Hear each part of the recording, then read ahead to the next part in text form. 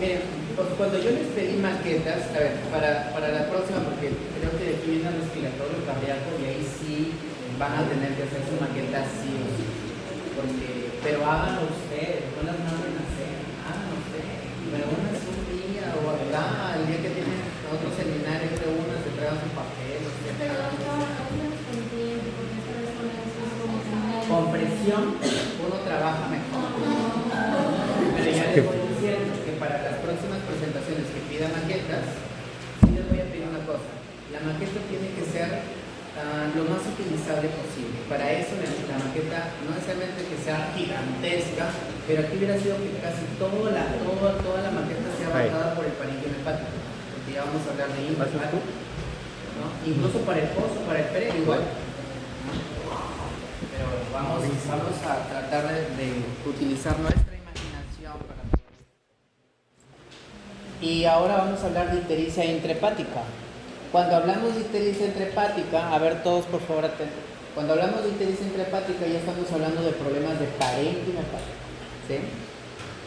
Entonces empecemos con la anatomía primero, luego la fisiología, luego la fisiopato y luego la semiología.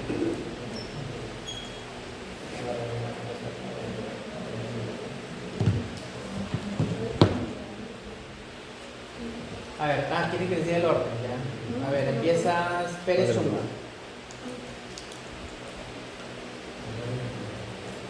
¿Quién es Pérez Chumba?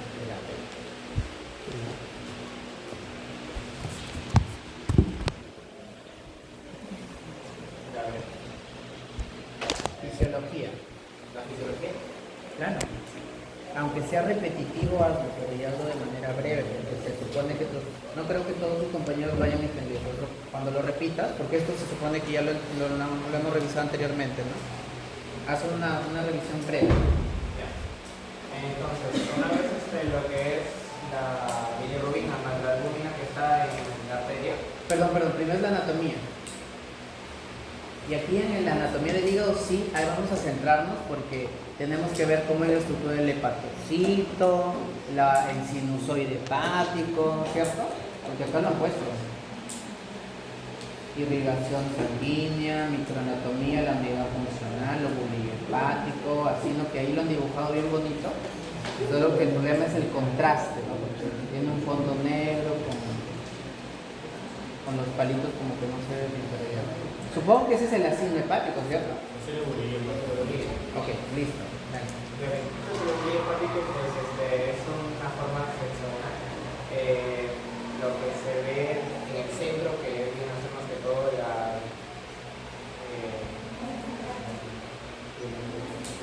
¿Qué es la parte central del hexágono? Vena.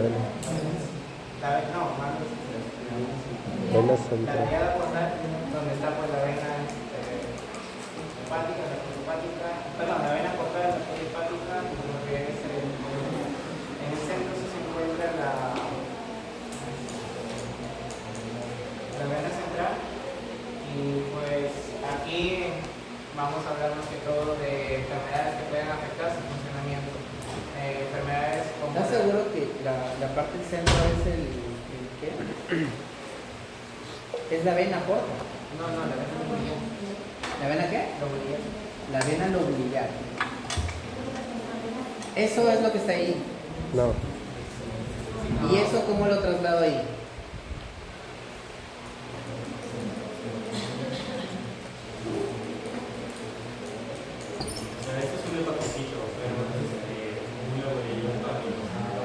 Y ahí, en ese lobulillo hepático, ¿dónde está el hepatocito? Circunscribe un hepatocito. Sería lo que están rodeando acá al canalito biliar, porque se encuentra justamente alrededor de ellos, ¿no?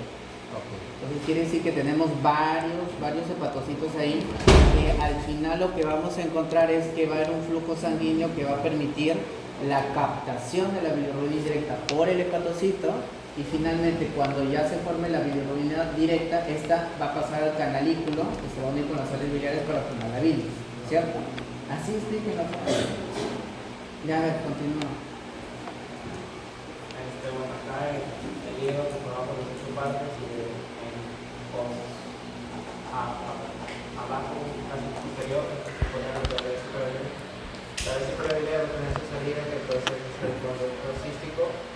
va a venir con la...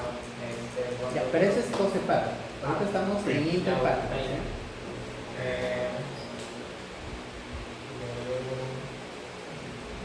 Y luego sería explicar solamente esto de acá, que pues aquí vamos a tener que la bilirrubina más la albúmina llegan a la... Eso es fisiología. ¿Algo más, algún otro aspecto anatómico que tengamos que tener en cuenta en hígado? Aparte de la estructura funcional, los lobulillos, los ocinos y principalmente el hepatocito que está graficado en su diapositiva. ¿Qué otra estructura anatómica debemos tener en cuenta? Sinusoides. ¿Algo más? Sinusoides hepáticas. Ustedes son del grupo también, ¿cierto? El pase sinusoidal. Como juzgadores, pues el jurado. A ver. Ay, chicos. Acá la enfermedad, así como en la prehepática, ¿se acuerdan cuál era? Anemia hemolítica, ¿cierto? Aquí, ¿cuál es la enfermedad que representa a las ictericias intrahepáticas? ¿Cuál es? La cirrosis. Hepatitis viral. La Hepatitis viral. Perfecto. O sea, una hepatitis aguda, ¿cierto? ¿Y por qué en la hepatitis hay dolor abdominal? Porque hay dolor abdominal, ¿cierto?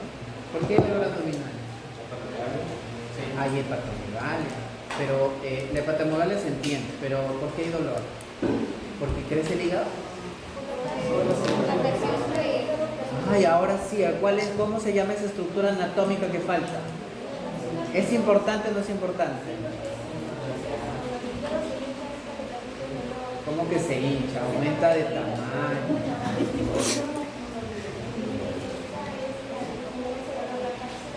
De Gleason. De Gleason. Claro, pues chicos, tienen que hablar de eso, sino cómo asocio la anatomía con los hallazgos clínicos. ¿Sí? Por eso, piensen primero en cuál es la causa más frecuente. O sea, de ictericia intrahepática, la causa más frecuente es hepatitis viral. Y como es hepatitis, inflamación, y recuerdan cuáles son los signos que acompañan a la inflamación, entre ellos está el dolor. Pero en este caso, el dolor no es solamente por el dolor del parénquima hepático, porque el parénquima hepático no está inervado, ¿cierto? No tiene inervación somática. La que tiene inervación con fibra C que conducen el dolor es la cápsula de Gleason, que obviamente que cuando el hígado crece de tamaño, estira las fibras, es como ustedes cuando se estiran un tendón, duele, ¿cierto? Ya, igualito, va a generar dolor. ¿Sí? Esa es la estructura anatómica que faltaba. Y es una estructura que se tiene que tener en cuenta porque vamos a tener compromiso del parénquima hepático. ¿Sí? Y hubieran puesto una bolsita pues ahí, ¿no? Transparente, ¿sí? Nada. Pasemos a la fisiología. Ya ve. Recapitulando lo que hemos dicho mis compañeros, pues la bilirrubina llega con la albúmina a lo que es el hepatocito, por las arterias. Entonces ahí dejan a la albúmina y es captada por la enzima glucorinolase. UDP. Los conocimientos de bioquímica un poco extraños, ¿no? No te acuerdas. ¿Cómo se llama?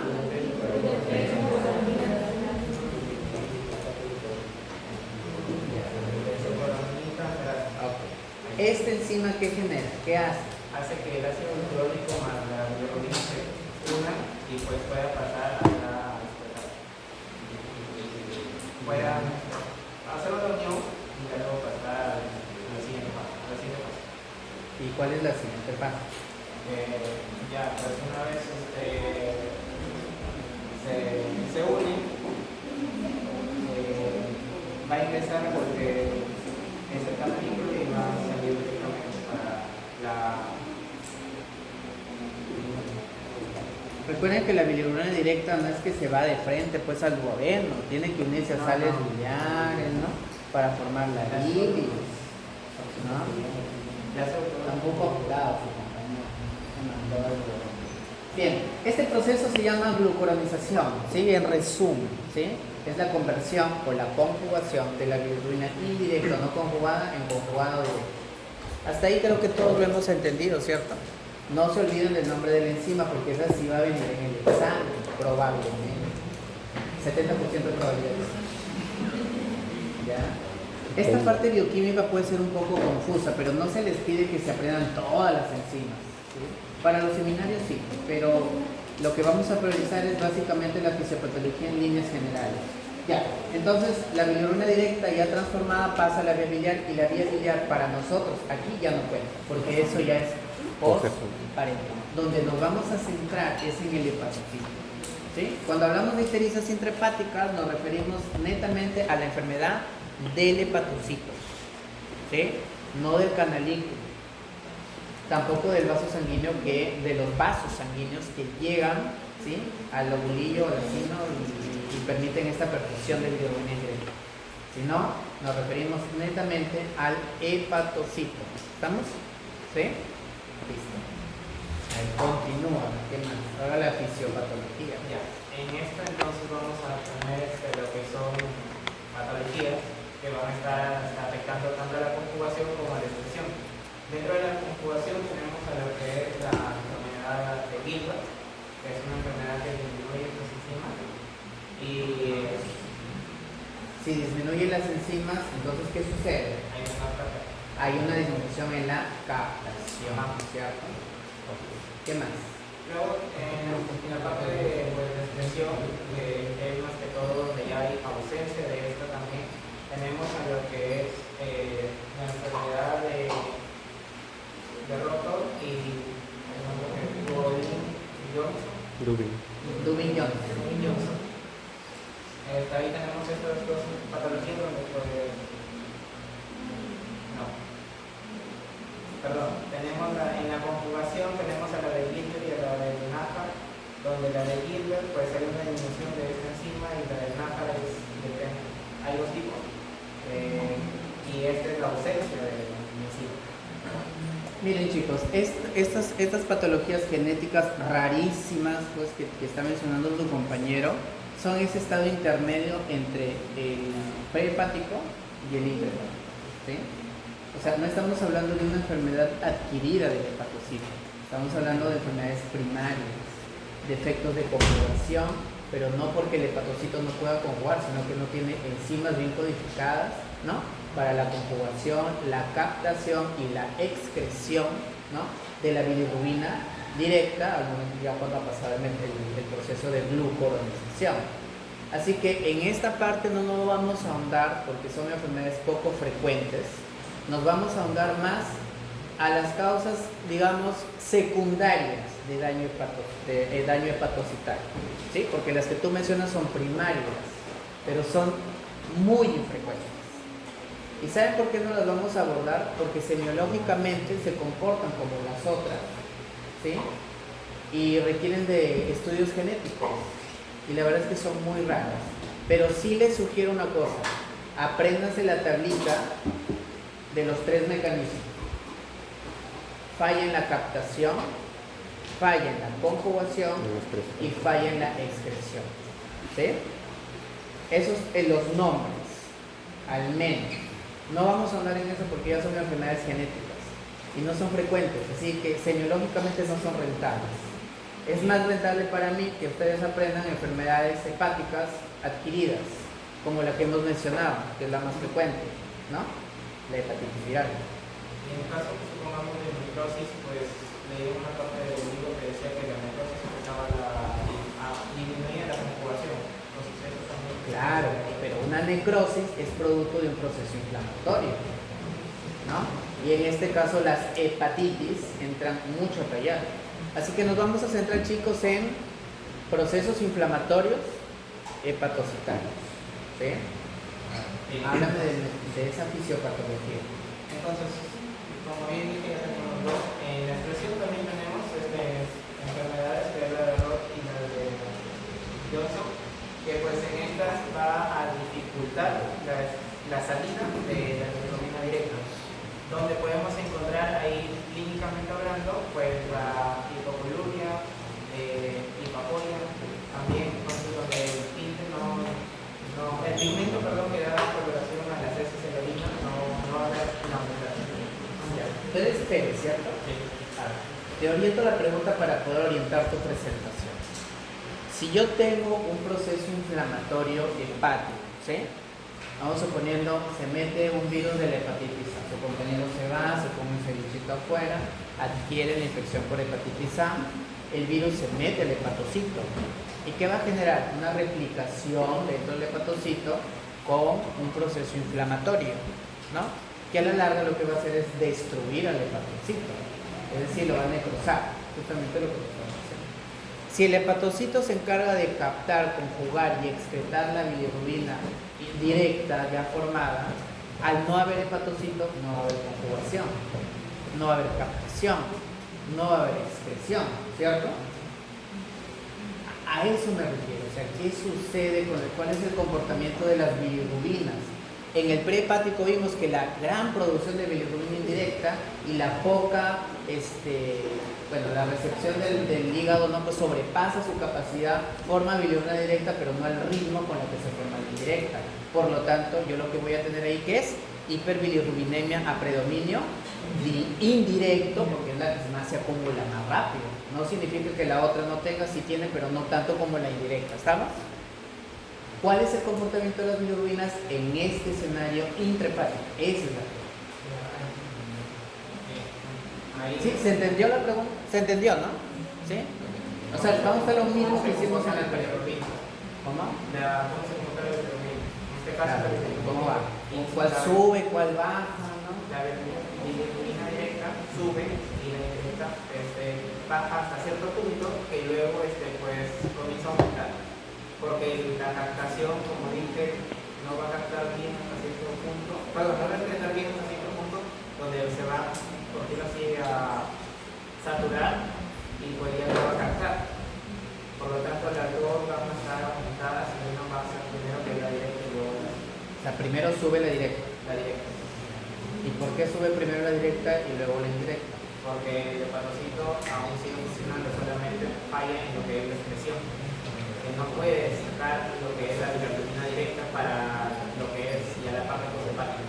Y si se destruye el hepatocito, ¿a dónde se va esa bilirrubina directa ya formada? Si se destruye el hepatocito, pues esa bilirrubina directa pasa en la sangre.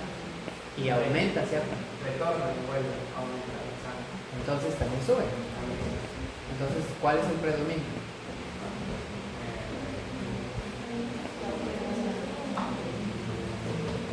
Sería la directa por el fallo hepático, porque no debiera haber las enzimas de las USP que van a poder transformar en directa. Sin embargo, sí existe esa transformación. Sin embargo, simplemente se aumenta la indirecta, sí después se aumenta la directa, pero es un caso mixto, en este caso por la mitosis. Recuerden que las infecciones virales en general tienen un tiempo de incubación y un tiempo de enfermedad, ¿sí? O sea, no es permanente, a menos que se complique, ¿no? Como en algunos casos de hepatitis fulminante, en donde sí el problema pues es radical. Claro, se tiene lógica lo que mencionan sus compañeros.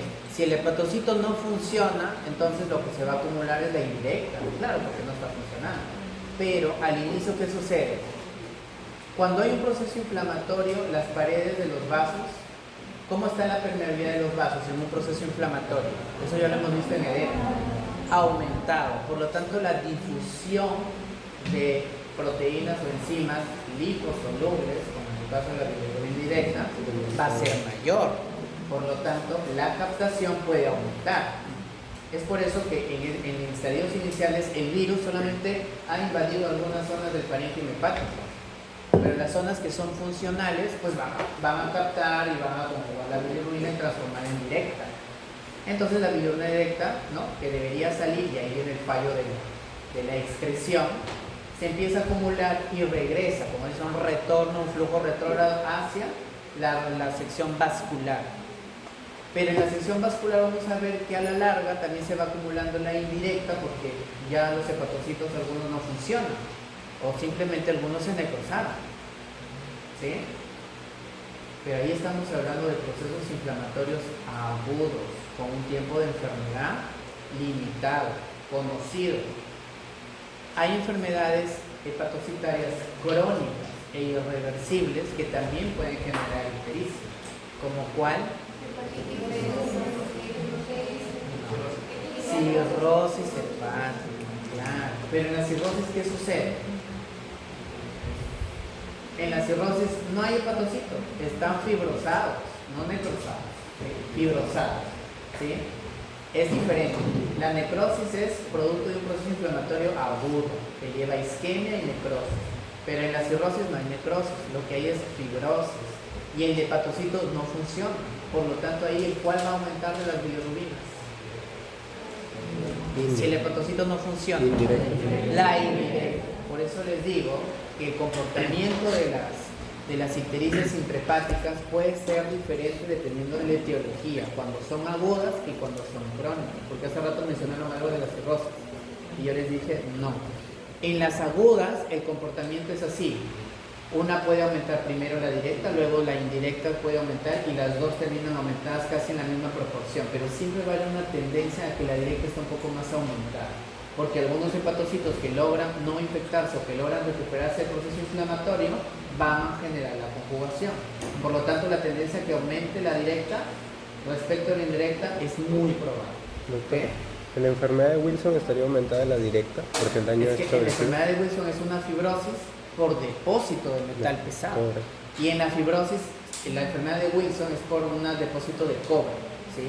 En el hepatocito, que genera una reacción inflamatoria crónica rumbo a la fibrosis. O sea, es crónica, es una causa de cirrosis hepática. La indirecta entonces. Exacto. Entonces, cuando ustedes ven un paciente cirrótico avanzado, ustedes van a ver que si está ictérico y es un signo de mal pronóstico. ¿Por qué la ictericia es un signo de mal pronóstico en cirrosis? Porque esa ictericia es indirecta, es por bilirrubina indirecta. ¿Eso qué quiere decir? Que la mayor parte de los hepatocitos no funcionan. Y nosotros medimos, ¿no?, el pronóstico de acuerdo a un score que se llama Child-Pugh Score. El Child-Pugh Score establece unos valores laboratoriales y clínicos que más o menos se relacionan con el porcentaje de parénquima hepático residual funcional. Entonces, si un paciente cirrótico hace ictericia, es porque debe estar en un Child B o C, digamos ya en estadios terminales, porque ya la mayor parte del parénquima hepático no funciona, o sea, no hay captación, no hay conjugación y mucho menos expresión. Por eso, el tiempo de enfermedad, cuando evalúen un caso clínico, ustedes tienen que valorar ¿qué? Edad, sexo del paciente, tiempo de enfermedad. Si a mí en el examen me viene que el paciente tiene hepatomegalia, ya me hace pensar que es intrahepático, ¿no? Porque hay hepatomegalia. Pero esta hepatomegalia es de 6 meses de evolución. Entonces ya me alejo un poco de las hepatitis virales o las hepatitis agudas, que son agudas, ¿no? 6 meses ya estamos hablando de una enfermedad crónica. Entonces probablemente, como es crónica, el predominio de las bilirrubinas sea indirecto, ya no directo. Como sucede en las hepatitis virales, que son mixtas, ¿sí? Y aquí viene el término de predominio de bilirrubinas mixtas. ¿Por qué? Porque las hepatitis virales, por ejemplo, su compañera de la hepatitis A, ahorita no voy a ir al hospital, tal vez vayan 2 o 3 días cuando ya no pueda caminar, ya por la astenia que genera la hepatitis, ¿no? Entonces llega, en ese tiempo ya vas a encontrar las dos bilirrubinas elevadas, ¿no? Ya no vas a encontrar primero la directa aumentada y ya probablemente encuentres las dos, porque las finales, en un problema hepático, intrahepático, en la ictericia de origen intrahepático, la tendencia es que las dos bilirrubinas aumenten, siempre y cuando la causa sea aguda. Porque si es crónica, la bilirrubina que aumenta, ¿cuál es? Indirecta. La indirecta. Y eso no es hemólisis. Y ahí es donde muchos van a fallar en el examen. Porque probablemente les venga un paciente con historia de hepatopatía crónica, con bilirrubina indirecta alta, anémico, porque los cirróticos también hacen anemia, ¿no? Y diga, esto es una anemia hemolítica, y terminan siendo un paciente cirrótico. Por eso hay que analizar bien el caso. Perfil del paciente, sexo del paciente, edad del paciente, tiempo de enfermedad y antecedentes o comorbilidades importantes. Si a mí me viene un caso, yo tengo que ver qué factores de riesgo tiene. Es alcohólico, es varón, mayor de 40 años, ¿no? Y tiene un tiempo de enfermedad de 6 meses, ya pues no voy a pensar en hepatitis A. ¿Sí? Entonces, ese acápite de la cirrosis, por eso cuando mencionaron cirrosis, dije no, porque la cirrosis nos va a llevar a error pensando que es intrahepático porque es una enfermedad hepática, pero el comportamiento de la cirrosis no es acumular a tener una ictericia por hiperbilirrubinemia mixta, sino la tendencia es a ser más indirecta. Y eso los puede llevar a confundirlos con las hemolíticas, que no tienen nada que ver. ¿Sí? ¿Se entendió? ¿Se entendió? Para atrás los que están chateando, ¿sí? Ya. Y la otra es, no se confundan con la cirrosis. Ya de aquí supongo que también cirrosis, creo que es en el examen del 30 de marzo, les hago recordar, el 30 de marzo es el examen parcial. Lean cirrosis, porque de eso también vienen bastantes preguntas. Y van a ver que justamente en los pacientes con cirrosis Helse o cirrosis avanzada, la hiperbilirrubinemia obedece al aumento de la bilirrubina indirecta. ¿Sí entendieron por qué, cierto? Sigamos. Ya hablamos de la fisiopatología, hay inflamación. Recuerden que hay un aumento de la permeabilidad y eso es lo que favorece el aumento de la captación de bilirrubina indirecta por el hepatocito. Por eso es que al inicio puede haber una gran cantidad de bilirrubina directa y ya luego cuando la ya no funciona, ahí recién empieza a bajar y la indirecta empieza a subir y se encuentran las dos. ¿Sí? Esa es la historia natural, pero hubiera sido bonito un gráfico, ¿no? O sea, cómo sube, luego baja y se encuentran. Hay gráficos de eso. Gano, libro de fisiopatología. Pero bueno, ya, continuemos. Vamos con semiología.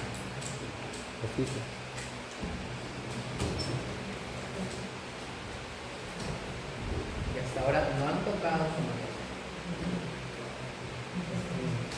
El hígado ya se está fibrosando.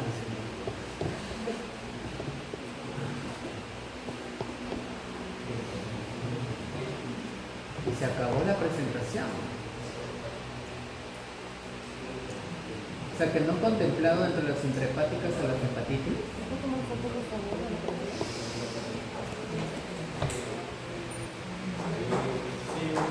¿Ah, sí?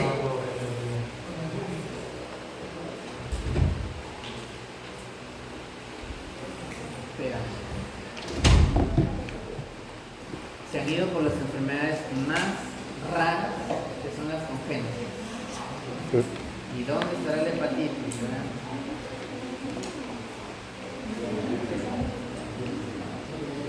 No hay hepatitis. Y la hepatitis es la enfermedad, pues, la piedra angular en la ictericia intrahepática. ¿Qué pasó?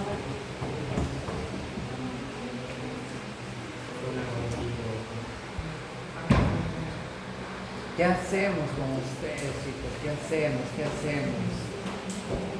Proyecta el PDF, el PDF que te mandé. ¿Todos tienen el PDF que les mandó su delegado? ¿Sí? Proyecta ese PDF, luego tapen ese WhatsApp. Miren, chicos, les voy a explicar cómo interpretar la hiperbilirrubinemia. ¿Sí? Cuando nosotros tenemos un paciente con hiperbilirrubinemia, ya dijimos que eso obedece a una hiperbilirrubinemia total. ¿Estamos? ¿Cierto? Pero esta hiperbilirrubinemia total, ¿a qué es igual la bilirrubina total? Directa más indirecta. Directa más indirecta. Quiere decir que si la bilirrubina total está aumentada, tengo tres posibilidades. ¿Cuáles son esas posibilidades?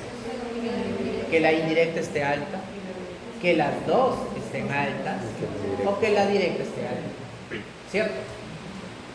Cuando yo puedo determinar con facilidad si el predominio es directo o indirecto, yo digo hiperbilirrubinemia a predominio directo o hiperbilirrubinemia a predominio directo, ¿sí? O hiperbilirrubinemia mixta. Esos son los tres escenarios. La de predominio indirecto es para las prehepáticas. Las mixtas son para las intrahepáticas. Y las que son de predominio directo son las poshepáticas. ¿Sí? De los tres escenarios, probablemente el más fácil de abordar va a ser el poshepático, ¿sí? Porque es vía biliar. Así que la vía biliar es más fácil de entender que esto. ¿Ya está el PDF?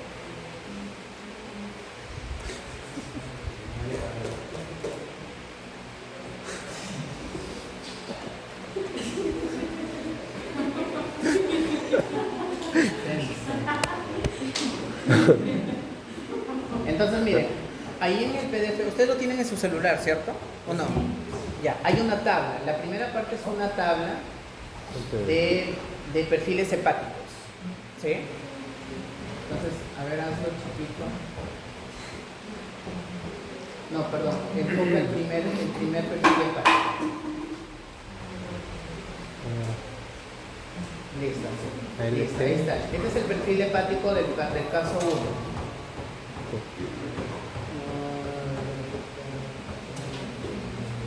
El caso 2. Analicemos el caso 2. En el caso 2, ¿cuál es el predominio de la hiperbilirrubinemia?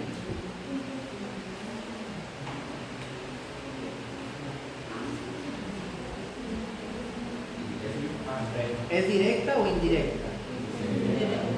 Indirecta.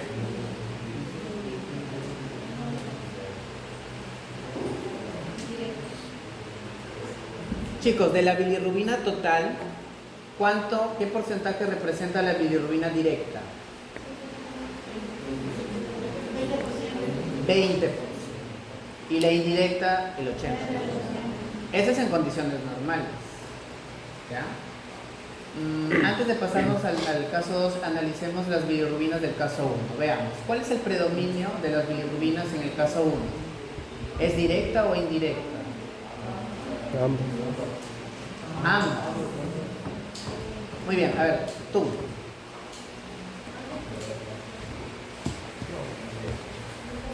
Entonces, en la pizarra pon bilirrubina total, pon BT de bilirrubina total, BD de bilirrubina directa, pero grande, pues.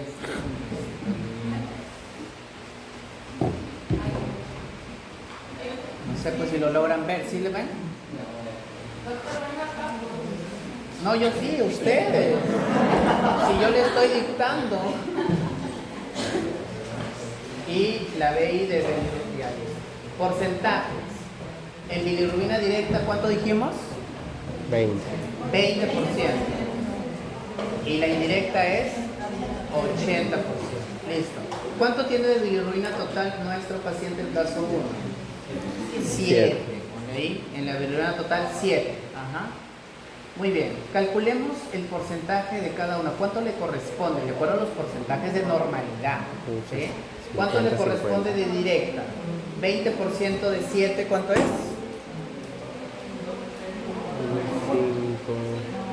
¿Cuánto es? 1.4. ¿Y el 80% de 7? 5.6. Chicos, nos saben multiplicar. 8 por 7. Listo. Esa es la distribución de bilirrubinas normal en el porcentaje que corresponde. ¿Sí? Veamos cómo están las bilirrubinas del paciente. De directa tiene 3.2, ¿no? Ponle ahí debajo. Del 1.4 tiene 3.2. ¿Y la otra cuánto tiene?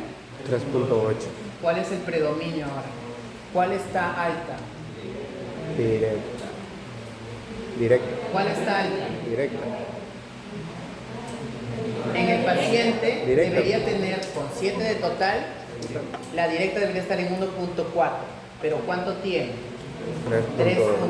Está alta. Veamos la indirecta. En la indirecta con 7 de total debería tener 5.6. ¿Cuánto tiene? O sea, no está alta. ¿Cuál es la bilirrubina que predomina en este paciente? La directa. ¿Sí? Así se interpretan las bilirrubinas. Si yo tengo, al calcular estos porcentajes, que es 40, 60, 55, así no, pues acercándose al 50-50, podría decir que es intrahepática. Pero mientras más se alejen estos porcentajes, más me voy a la directa o a la indirecta. En este caso, vean la diferencia, de 1.4 a 3.2 es bastante, lo que implica que definitivamente el predominio es directo. ¿Sí? ¿Se entendió?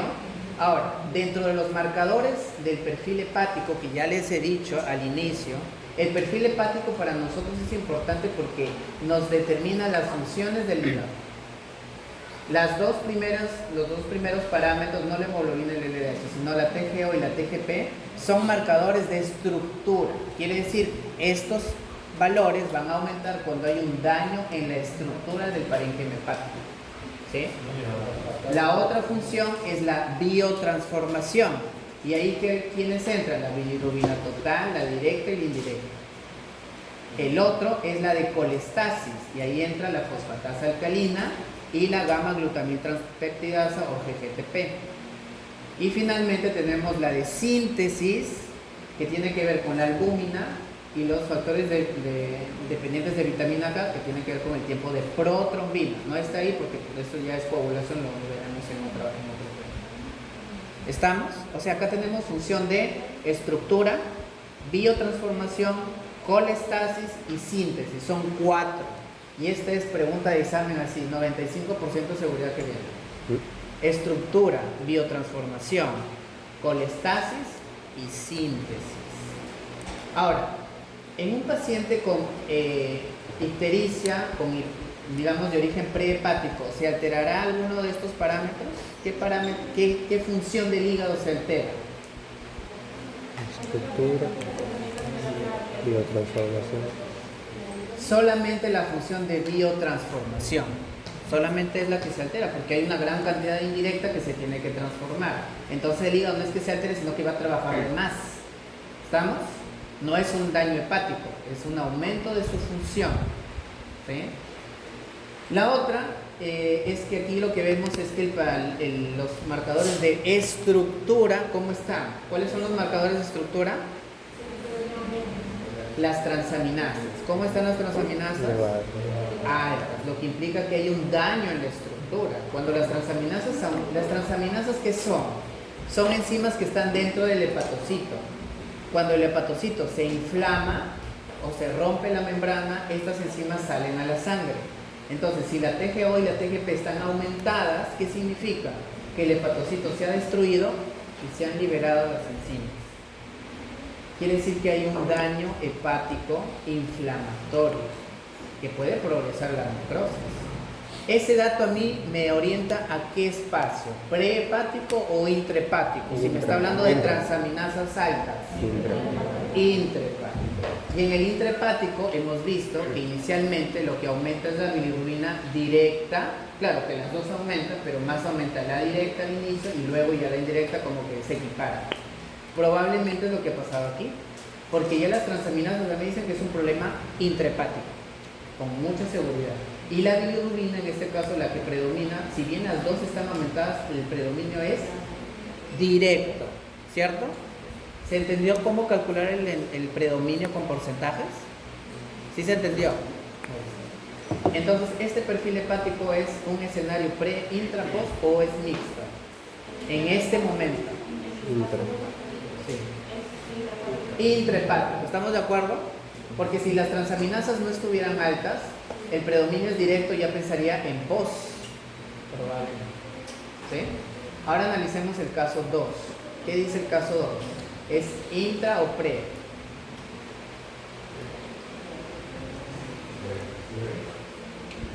Verifiquen el predominio, pues, ¿no? 4.5, 0.9.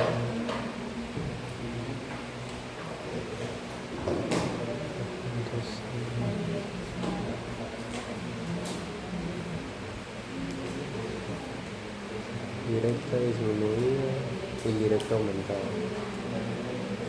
¿Qué predominio es? Pero la hiperbilirrubinemia, ¿qué predominio es? ¿Cuánto es el 20% de 4.5?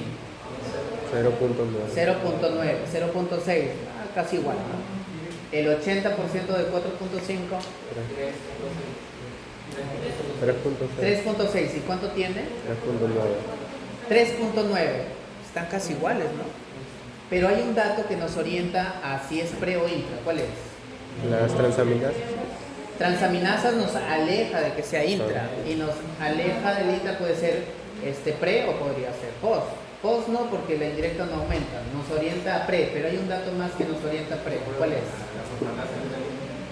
No, La eso es fosfatasa post. alcalina, pues está normal. Pero no estamos analizando post, estamos en intra y pre.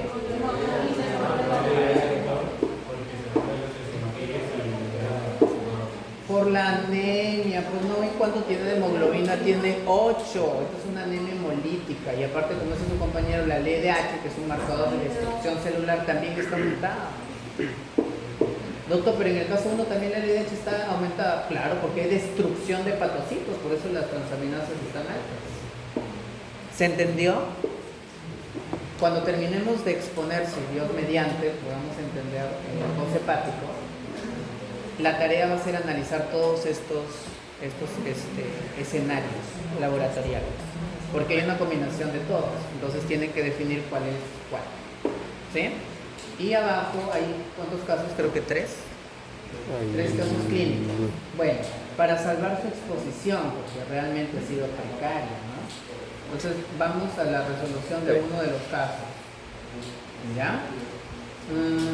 Elijo al caso 2. A ver, enfoquen al paciente del caso clínico 2. ¿Dónde están los expositores? Hagan su tabla en la pizarra. Signos, síntomas, síndromes y diagnósticos. Los que faltan exponer, porque el que expuso ya como que más o menos se defendió. González Ruiz, ¿quién es? No, tú no has hablado nada. Él es Mera y el otro es García.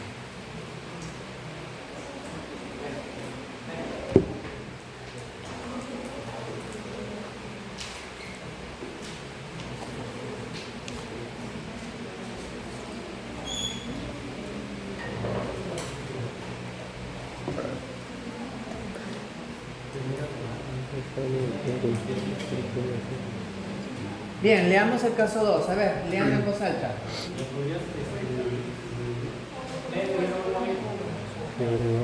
Paciente varón de 19 años, estudiante universitario, previamente sano, motivo de consulta, ictericia, malestar central. Tipo de enfermedad, 8 días. Inicio, gradual, curso progresivo. Refiere que hace aproximadamente una semana presentó fiebre baja, alergia general, cefalea, astenia, anorexia, náuseas y vómitos ocasionales. Seguidos días después del dolor, en hipocondrio derecho y coluria progresiva. 3 días antes de la consulta, familiares notaron coloración amarillenta en ojos y piel. Medida por efecto intenso o apolia marcada. Refiere haber consumido alimentos en un puesto callejero días antes del inicio del cuadro. Examen físico, paciente consciente, ligeramente decaído, con ictericia total y mucosa evidente. Signos vitales, presión arterial 112/78, frecuencia cardíaca 88, respiratoria 18, temperatura 37.8, exploración física dirigida, se encuentra agonizando, depresible, megalia dolorosa leve a palpación en el hipocondrio derecho, sin esplenomegalia significativas, sin signos de irritación peritoneal. También se menciona que hay ruidos intestinales conservados. Listo, ese es nuestro caso clínico. Ahora traslademos toda esa información al cuadro de la. A ver, hagan el listado de síntomas y de signos. Y todos háganlo en sus tablets, en sus hojas, no sé, hagan el ejercicio. Hagan el ejercicio, acostúmbrense a enfocar a sus pacientes. Hagan, enumeren, recuerden, 1, 2, 3, para que cuando formen sus síndromes no se les escape ningún signo, ningún síntoma. ¿Estamos?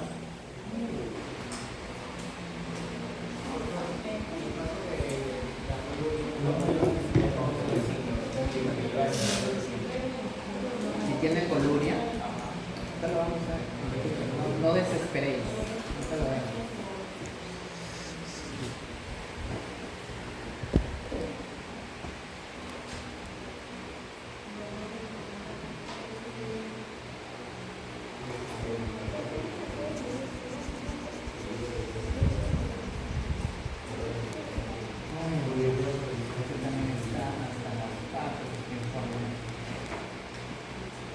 Doctor, si el paciente refiere algo, ¿se le considera como síntoma? Sí.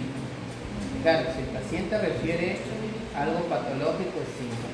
Pero por ejemplo, Si tú lo refiere encuentras en ictericia, el examen, pero tú lo estás viendo. si lo ves, O sea, pero él viene, o el motivo de consulta es ictericia y malestar. ahí es síntoma. Claro, un síntoma puede comportarse como signo al mismo tiempo, lo pueden poner en las dos. A ver, vayan, pues, enlisten sus síntomas en alto, pues, para escucharlos.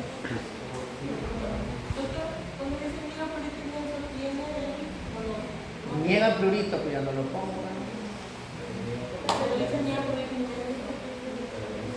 Niega prurito, no tiene. Tranquilidad. ¿Qué más?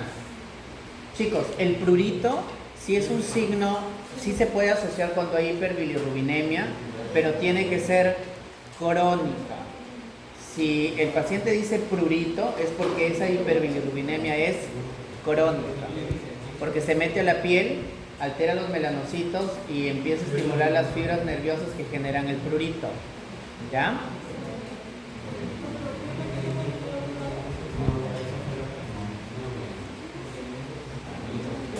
Hay una discusión académica. Okay.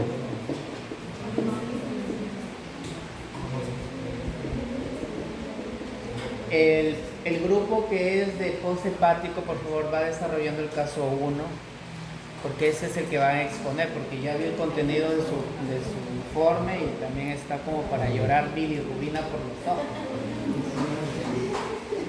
Hay una fístula ahí entre mi vía biliar y conductos lacrimales. Van a hacer el caso 3.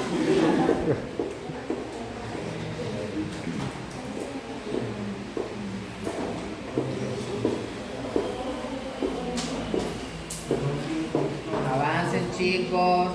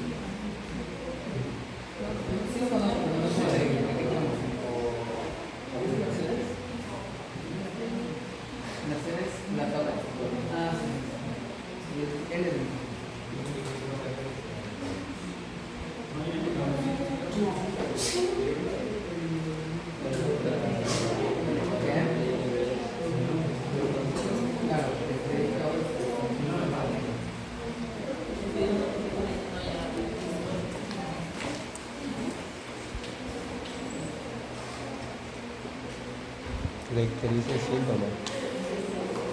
Es decir, lo dice Pero él dice que llega por ictericia y malestar general. pero más adelante le examinan que la ictericia lo tiene que tratar. Todos supongo que están analizando el caso, que sus compañeros ya se agarran a los golpes ahí en la pizarra, analizando. Entonces, lo que necesito es que todos tengan en mente el diagnóstico probable, ¿sí? Para ver si coincide con la barbaridad que han puesto ahí. Muy bien, expliquen su enfoque. A tus compañeros. A ver, chicos, todos atentos, pues.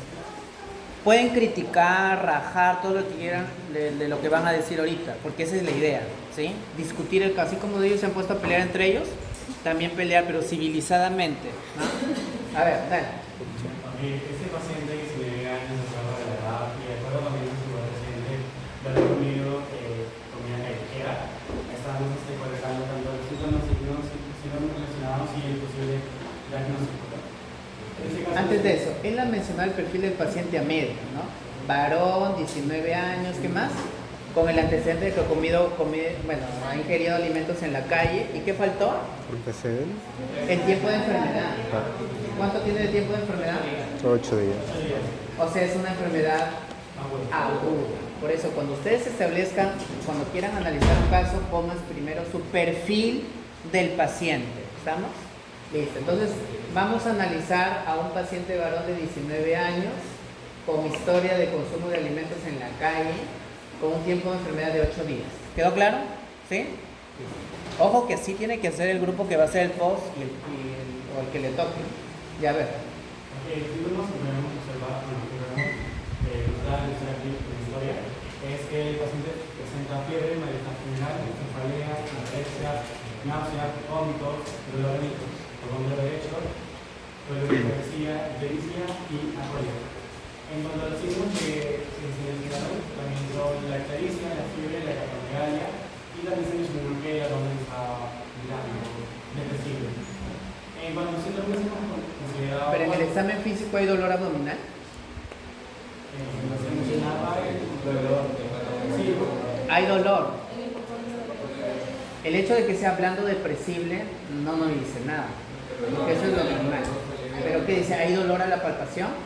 Entonces dolor abdominal también va en signos, ¿no? Porque el paciente lo ha referido y ustedes lo han verificado con el examen físico. Recuerden que un signo se puede comportar como un síntoma al mismo tiempo y no hay problema de que lo repitan. Es mejor porque cuando ya empiezan a hacer sus síndromes van tachando dos de uno, es más fácil. Listo. ¿Estamos de acuerdo con todo, con esos signos y síntomas? ¿Falta alguno? ¿O hay alguno de más? Ictericia también podría ir en síntomas, porque es el La motivo de ictericia está en consulta. síntomas. Pues. En síntomas no han puesto. Ah, ¿no? sí, no. Sí está. Solo Ahí que dice la letra ictericia. no se entiende nada.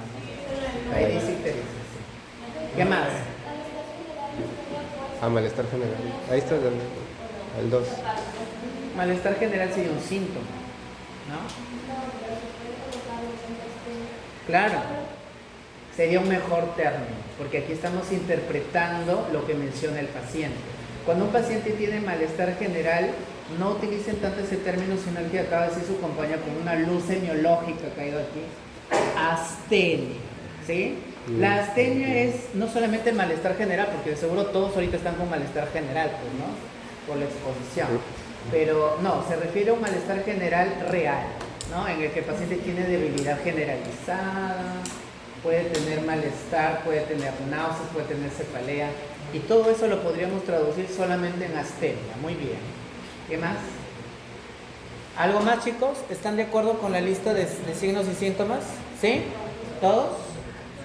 Todos. Ya. Ahora, ¿qué síndromes has planteado? hemos planteado 4, especialmente por síndrome febril, síndrome doloroso abdominal, síndrome histérico y síndrome constitucional. Síndrome Constitucional. constitucional. Perfecto, muy bien. ¿Qué más? ¿Nada más? ¿Algún síndrome adicional? A ver, repite de nuevo. Síndrome febril. Doloroso abdominal, histérico y constitucional. ¿Algún síndrome adicional? Chicos, recuerden que cuando hagan sus síndromes pongan entre paréntesis los números de los signos y síntomas que han tomado en cuenta. De esa manera los que faltan pueden formar otro síndrome, ¿sí? O sea, o vayan tachando, pues el síndrome febril, ya, bueno, acá la fiebre, ya la tachamos. O sea, para que al final quede algún signo o síntoma que pueda generar otro síndrome.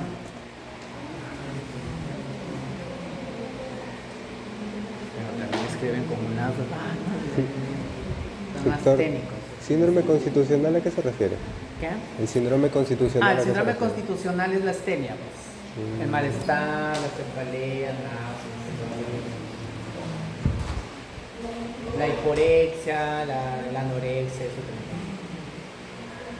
Si tuviera diaforesis entraría en síndrome febril. Febril.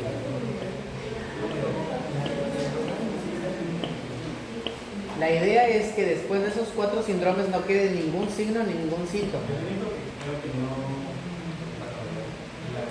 la comedia como tal podría ser. Buena pregunta. Si acá, por ejemplo, lo que sobra es la hepatomegalia, ¿cierto? ¿Dónde lo meto? No va a ser síndrome de hepatomegalia, no. Cuando queda uno solo, se pone tal cual, hepatomegalia. Porque está solito. Recuerden que los síndromes son un conjunto de signos y síntomas. No están representados por un signo o un síntoma, ¿sí? En este caso, la hepatomegalia no está aparentemente asociada a ningún otro, lo pongo solo. Y me es más fácil a mí asociarlo a los otros síndromes. Vuelvo a repetir, numeren sus signos, numeren sus síntomas, para que puedan formar todos sus síndromes y no se les escape ninguno. Ahí dolor en hipocondrio derecho se podría asociar a la hepatomegalia en Se síndrome. puede asociar, pero no todo dolor en hipocondrio derecho es por hepatomegalia, por eso la hepatomegalia va aparte. Muy bien. Diagnósticos. Es una enfermedad aguda en un paciente joven sin comorbilidades que presenta, y este diagnóstico tiene que ir con fiebre, dolor abdominal, hepatomegalia y síndrome constitucional, o sea, astenia. Y otra cosa, ahí falta un dato de la hepatomegalia, porque esta hepatomegalia es dolorosa, ¿sí? Porque puede haber hepatomegalias no dolorosas. Y si hay dolor, ¿qué hay? Si hay dolor, ¿qué hay? Inflamación. Inflamación. Por fin, una luz de fisiopatología ha caído en nuestra cabeza. Listo, ya eso mismo ya les está dando el diagnóstico. Se trata de un proceso inflamatorio porque hay dolor. Aparte es infeccioso porque hay fiebre probablemente, ¿no? Y es agudo, ya pues ya más cantado no puede ser. ¿Cuál es el diagnóstico? Ya no puedes poner síndrome. Ya está tu síndrome en la lista de síndromes, ¿no? Que suena al revés. Ictericia. Ahí va el diagnóstico ya. Hepatitis viral. Hepatitis viral. Listo. De todas las hepatitis viral, ¿cuál es la más común? En este caso es la A, porque está asociada a ingesta de alimentos contaminados. ¿Se entendió? Miren, acá suena fácil, incluso dice, ay doctor, ¿para qué hacer todo eso? Pero cuando hay un caso así complejo, si ustedes hacen esta estructura, van a llegar al diagnóstico más fácilmente. Pero aquí lo hacen a mano, ya en el futuro, si es que llega, pues no. Si es que llegan a terminar de su carrera y todo, 20 se puede. Este diagrama que está ahí lo tienen que hacer mentalmente, ¿no? O sea, el diagnóstico tiene que salir así, solamente con analizar el caso visualmente. Muy bien, bueno, más o menos, ¿no? Han salvado esta lágrima del informe que he hecho, chicos, ¿no? Vuelvo a repetir, anatomía, fisiología, fisiopatología y semiología, eso tiene que ir en su informe, no eso de tratamiento. Bien, brevemente vamos con el grupo de poshepáticos, ¿verdad? Mercedes, Guevara Portillo, Saldaña Mesías y Reubo.